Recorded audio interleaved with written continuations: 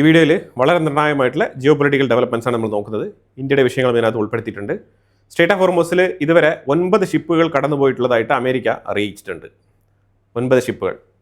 ഇതാണ് നമ്മൾ പറഞ്ഞത്. സ്ട്രേറ്റ് ഓഫ് ഹോർമൂസിൽ ട്രാഫിക് വളരെയധികം കുറഞ്ഞിരിക്കുകയാണ്.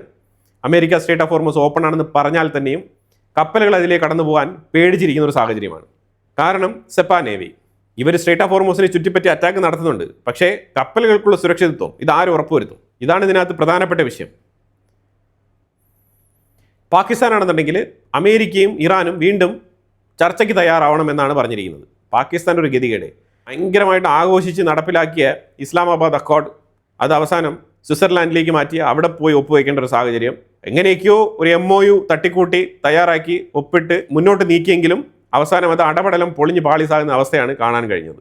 ഇപ്പോൾ വീണ്ടും പാകിസ്ഥാൻ ഇപ്പം ഇറങ്ങിയിരിക്കുകയാണ് രംഗത്ത്. സിറിയ ഇന്നലെ ഹെസ്ബുള്ളകൾക്ക് വേണ്ടിയിട്ട് ആയുധക്കടത്ത് നടത്തുന്ന ഒരു സംഘത്തെ കണ്ടെത്തി സിറിയയ്ക്കുള്ളിൽ അവരുടെ ആയുധങ്ങൾ സീസ് ചെയ്ത് ആ വ്യക്തികളെ അറസ്റ്റ് ചെയ്തിരിക്കുകയാണ്. ബഹ്റൈൻ പറഞ്ഞിരിക്കുന്നത് ഇപ്പോഴും ഇറാൻ മിസൈലുകളും ഡ്രോണുകളും അയച്ചുകൊണ്ടിരിക്കുകയാണ്, ഞങ്ങൾ അതിനെ ഇന്റർസെപ്റ്റ് ചെയ്തുകൊണ്ടിരിക്കുകയാണെന്നാണ് പറയുന്നത്. ബഹ്റൈൻ്റെ ഉള്ളിൽ ഡ്രോൺ ആക്രമണത്തിൽ 3 പേർ കൊല്ലപ്പെട്ടതായിട്ടുള്ള വാർത്ത വരുന്നുണ്ട്. അതിൻ്റെ പൂർണ്ണ വിവരം ഇതുവരെ പുറത്തു വന്നിട്ടില്ല. പ്രാഥമികമായിട്ട് ഇങ്ങനത്തെ വാർത്തകൾ വന്നുകൊണ്ടിരിക്കുകയാണ്. 38 മില്യൺ ബാരൽ ക്രൂഡ് ഓയിലുമായിട്ട് കാർഗ് ഐലൻഡിൽ നിന്നും എണ്ണ കയറ്റുമതി ചെയ്തുകൊണ്ട് കടന്നു വന്ന ഒരു ഇറാനിയൻ കപ്പലിന് നേരെ അമേരിക്ക ആക്രമണം നടത്തിയിട്ടുണ്ട്. അവിടെ നിന്നും ചലിക്കരുതെന്ന് പറഞ്ഞിട്ടുള്ള വാണിംഗ് കൊടുത്തിട്ടുണ്ടായിരുന്നു. ആ മുന്നറിയിപ്പിനെ മൈൻഡ് ചെയ്യാതെ ഇറാനിയൻ കപ്പൽ മുന്നോട്ട് വരാൻ ശ്രമിച്ചപ്പോൾ അമേരിക്ക ആക്രമണം നടത്തി ആക്രമണ ദൃശ്യങ്ങൾ പബ്ലിഷ് ചെയ്തിട്ടുണ്ട്. ഇത് തന്നെയാണ് ഇപ്പുറത്ത് ഒമാൻ്റെ തീരത്ത് ഇറാൻ ചെയ്തുകൊണ്ടിരിക്കുന്നത്. അതാണ് ഇപ്പം അമേരിക്ക ഇറാനെതിരെ ചെയ്തുകൊണ്ടിരിക്കുന്നത്. രണ്ടുപേരും തന്നെയാണ് ചെയ്തുകൊണ്ടിരിക്കുന്നത്. ഇറാൻ ആണെന്നുണ്ടെങ്കിൽ വീണ്ടും നെയ്ബർഹുഡ് രാജ്യങ്ങൾക്ക് താക്കീത് കൊടുത്തിരിക്കുകയാണ്. അതായത് നിങ്ങളെ ആക്രമിക്കുക എന്നുള്ളത് ഞങ്ങളുടെ ലക്ഷ്യമല്ല, പക്ഷേ അമേരിക്ക എത്രത്തോളം ശക്തമായിട്ട് ആക്രമണം നടത്തുന്നുണ്ടോ അതിനനുസരിച്ച് ഞങ്ങളുടെ ആക്രമണം എക്സ്പാൻഡ് ചെയ്യുമെന്നാണ് പറഞ്ഞിരിക്കുന്നത്. നേരെ മറിച്ച് നേരിട്ടങ്ങ് പറയുകയാണ്, അമേരിക്ക ഞങ്ങളെ ആക്രമിക്കുന്നു, ഞങ്ങൾ തിരിച്ച് നിങ്ങളെ ആക്രമിക്കും, പ്രത്യേകിച്ച് സിവിലിയൻ മേഖലയെ ടാർഗറ്റ് ചെയ്യും എന്നാണ് പറഞ്ഞുകൊണ്ടിരിക്കുന്നത്. പക്ഷേ സുഹൃത്ത് രാജ്യങ്ങൾ എന്നാണ് പറയുന്നത്. ഞാൻ പറയുന്നത് നിങ്ങൾ അമേരിക്കയുടെ കപ്പലുകൾ തൊട്ടടുത്ത് കിടപ്പുണ്ട്, അതിനെ പോയി അറ്റാക്ക് ചെയ്യൂ. ഈ സുഹൃത്ത് രാജ്യങ്ങൾ എന്ന് പറഞ്ഞുകൊണ്ട് അറ്റാക്ക് നടത്തുന്നത് മോശമല്ലേ? അത് കഴിവുകേടാണ്. കാര്യം അമേരിക്കൻ ബേസ് എന്ന് പറഞ്ഞാൽ അവിടെ നിന്നല്ല ഈ കാര്യങ്ങളൊക്കെ നടക്കുന്നത് ഇപ്പുറത്ത് ഡിസ്ട്രോയർ ഷിപ്പുകൾ, അതേപോലെ തന്നെ എയർക്രാഫ്റ്റ് കരിയേഴ്സ് ഒക്കെ സ്ട്രേറ്റ് ഓഫ് ഹോർമൂസിൻ്റെ ഒരു 100 കിലോമീറ്ററിൻ്റെ അപ്പുറത്ത് നിർത്തിയിട്ടുകൊണ്ടാണ് ആക്രമണങ്ങൾ നടത്തിക്കൊണ്ടിരിക്കുന്നത്. അവിടേക്ക് ആക്രമണങ്ങൾ നടത്തൂ. കാരണം മിഡിൽ ഈസ്റ്റ് രാജ്യങ്ങളെ ആക്രമിക്കുന്നത് കൊണ്ട് നിങ്ങളുടെ മേളിൽ വരുന്ന ആക്രമണങ്ങൾ ഒരിക്കലും നിൽക്കാൻ പോകുന്നില്ല. അൺസ്റ്റോപ്പബിൾ. അൺലെസ് നിങ്ങൾ ഏതെങ്കിലും ഒരു കപ്പലിനെ ടാർഗറ്റ് ചെയ്യണം, അമേരിക്കയുടെ കപ്പലിനെ, എന്നാൽ അമേരിക്ക ഒന്ന് ചിന്തിക്കും. അമേരിക്ക ഇപ്പം ഹമേദാൻ എന്ന് പറഞ്ഞ പ്രൊവിൻസിൽ അറ്റാക്ക് നടത്തിയിട്ടുണ്ട്. ഫ്രഷ് അറ്റാക്കാണ് ഇപ്പോൾ ഡേ ടൈമിൽ ഇപ്പോൾ നടത്തിക്കൊണ്ടിരിക്കുകയാണ്. ഇത് ശരിക്കും വെസ്റ്റേൺ ഇറാൻ്റെ പ്രൊവിൻസാണ്. വെസ്റ്റേൺ ഇറാൻ കബുദറാഹങ്ക് എന്ന് പറഞ്ഞ സ്ഥലത്താണ് അറ്റാക്ക് നടത്തിയിരിക്കുന്നത്. കബുദറാഹങ്ക് നിരവധി സ്ഥലങ്ങളുണ്ട്. ഇതിൽ പ്രത്യേകിച്ച് ഒരു സ്ഥലം ഇവിടെ എടുത്ത് പറഞ്ഞിട്ടുണ്ട്. സെൻട്രൽ ഇറാനിൽ കൊൻഡാബ് എന്ന് പറയുന്ന സ്ഥലത്ത് അറ്റാക്ക് നടത്തിയിട്ടുണ്ട്. സെൻട്രൽ ഇറാനിൽ കൊൻഡാബ് എന്ന് പറയുന്ന സ്ഥലത്ത് അമേരിക്ക അറ്റാക്ക് നടത്തിയിട്ടുണ്ട്. ഇതെല്ലാം തന്നെ ഇന്ന് രാവിലെ നടത്തുന്ന ആക്രമണങ്ങളാണ്. ഇറാൻ പ്രാച്ചിൻ എന്ന് പറഞ്ഞ ന്യൂക്ലിയർ എൻറിച്ച്മെൻറ്റ് ഫെസിലിറ്റി സ്ഥാപനത്തിൻ്റെ അടുത്ത് എയർ ഡിഫൻസ് സിസ്റ്റം ആക്ടിവേറ്റ് ചെയ്തിട്ടുണ്ട് പ്രാച്ചിനിൽ. ഈ പ്രാച്ചിനുമായിട്ട് ബന്ധപ്പെട്ട വിഷയം 2 ദിവസങ്ങൾക്ക് മുമ്പ് നമ്മൾ വാർത്തയിൽ ചർച്ച ചെയ്തിട്ടുണ്ട്. ഇസ്രായേൽ ഈ സ്ഥലം അറ്റാക്ക് ചെയ്യാൻ എയിം ചെയ്യുന്നുണ്ട്. അപ്പോൾ എന്തായാലും പ്രാച്ചിനെ ചുറ്റിപ്പറ്റി എയർ ഡിഫൻസ് സിസ്റ്റം ആക്ടിവേറ്റ് ചെയ്ത് വെച്ചിരിക്കുകയാണ് ഇറാൻ. ജോർദാൻ പറഞ്ഞിരിക്കുന്നത് 8 ഇറാനിയൻ മിസൈലാണ് ഇന്നലെ ഇൻ്റർസെപ്റ്റ് ചെയ്തതെന്നാണ് പറഞ്ഞിരിക്കുന്നത്. അതുപോലെ സെംനാൻ എന്ന് പറഞ്ഞ ഒരു എയർപോർട്ടിലേക്ക് അമേരിക്ക അറ്റാക്ക് നടത്തിയിട്ടുണ്ട്. ഇറാൻ്റെ ഉള്ളിൽ സെംനാൻ എന്ന് പറഞ്ഞ എയർപോർട്ട്. ഇറാന് പുറത്തോട്ട് പറയാൻ വേറെ വാർത്തകളൊന്നുമില്ല കേട്ടോ. ഇറാൻ പുറത്തോട്ട് പറയുന്നത് കുവൈറ്റ്, ജോർദാൻ, അതുപോലെ ബഹ്റൈൻ എയർ ബേസുകൾ ഞങ്ങൾ ടാർഗറ്റ് ചെയ്തു. ഇതാണ് റിപ്പീറ്റഡ് ആയിട്ട് പറഞ്ഞുകൊണ്ടിരിക്കുന്നത്. അതുപോലെ ഇറാൻ്റെ സ്റ്റേറ്റ് TV പറയുന്നത് US-ൻ്റെ ഒരു MQ-9 റീപ്പർ ഡ്രോൺ ഞങ്ങൾ അറ്റാക്ക് ചെയ്ത് വീഴ്ത്തിയിട്ടുണ്ടെന്നുള്ള ഒരു വാർത്ത അവർ കൺഫേം ചെയ്യുന്നുണ്ട്. ഇറാഖിൻ്റെ പ്രൈം മിനിസ്റ്റർ അലി അൽ സാദയെ അമേരിക്ക സന്ദർശിച്ചെങ്കിലും ഇറാഖിനെ കുറിച്ച് അമേരിക്കയുടെ ഉള്ളിലുള്ള കോൺഗ്രസ് മെമ്പേഴ്സിൻ്റെ അഭിപ്രായം അമേരിക്കയുടെ ആഗ്രഹങ്ങൾക്കൊത്ത് ഇറാഖിൻ്റെ പ്രൈം മിനിസ്റ്റർ പ്രവർത്തിച്ചേക്കാം, പക്ഷേ ഇറാൻ്റെ ഇൻഫ്ലുവൻസ് ഇൻ ഇറാഖ് അത് വളരെയധികം എഫക്റ്റീവായിട്ട് നിരീക്ഷണം നടത്തി ഉറപ്പുവരുത്തേണ്ട കാര്യമാണെന്നാണ് പറഞ്ഞുകൊണ്ടിരിക്കുന്നത് അമേരിക്ക പൂർണ്ണമായിട്ടും അമേരിക്കൻ ലോ മേക്കേഴ്സ് പൂർണ്ണമായിട്ടും ഇറാഖിനെ വിശ്വസിച്ചിട്ടില്ല. അതിന് അലി അൽ സാദെ ഇനി ഇറാഖിൽ നിന്നും അമേരിക്കയുമായിട്ട് നിലപാട് മെച്ചപ്പെടുത്തുന്ന രീതിയിലുള്ള പ്രകടനം കാഴ്ചവെക്കേണ്ടതുണ്ട്.